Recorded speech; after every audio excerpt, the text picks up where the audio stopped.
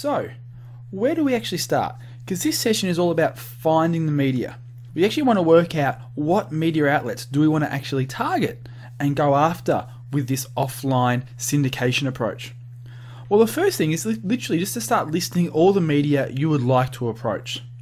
Now, hopefully you actually know off the top of your head some of the biggest players or the most well-known, or even some of the smaller media outlets that you want to get featured in. So basically you should already be subscribing to these magazines and trade journals. If you're not, you aren't taking your business seriously. It's all about competitive understanding, reconnaissance if you will. You really want to go out and actually work out and subscribe to and make sure you are getting all your competitors' email newsletters, all your brand, niche, market magazines, trade journals. Make sure you subscribe to them. They're $20-30 a year. It is worth the investment.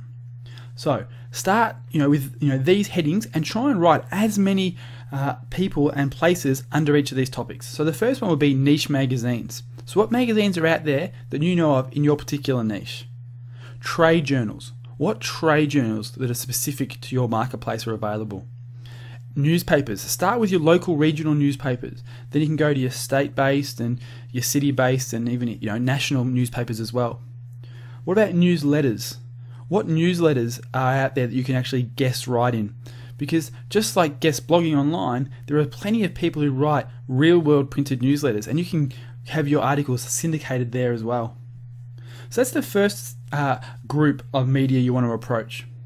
The second group of media you want to try and think about and write down are what I refer to as arm's length media.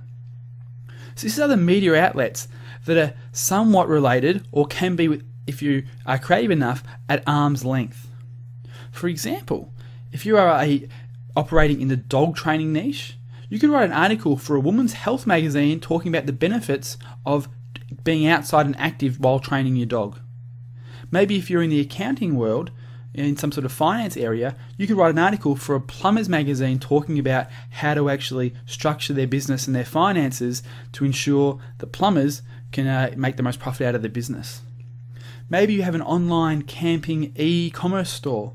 Well, you could write articles for environmental magazines, or maybe for some sort of men's sports magazines, or an outdoor magazine would be an obvious one. And even real-world newspapers, you could write an article about the benefits of it being summer and the growth and increase in camping inquiries, or the 5 tips to get the best out of your family camping holiday this Christmas, if you're in the Southern Hemisphere, or something like that. So the first step is to just do a big brain dump of every single magazine that you think, or trade journal or newspaper, is either directly related to your niche or at an arm's length transaction level. So that's the women's health magazines if you're in dog training. Now the next thing is you actually want to do some online research.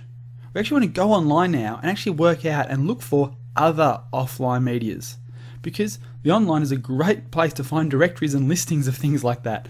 I'm sure you're obviously well aware of that.